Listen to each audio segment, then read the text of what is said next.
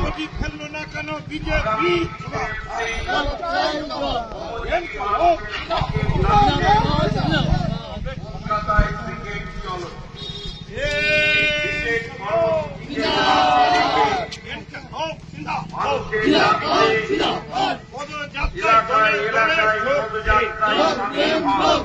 পদযাত্রায় দলে দলে যোগ ভূতনিতে বন্যা হলো কেন তৃণমূল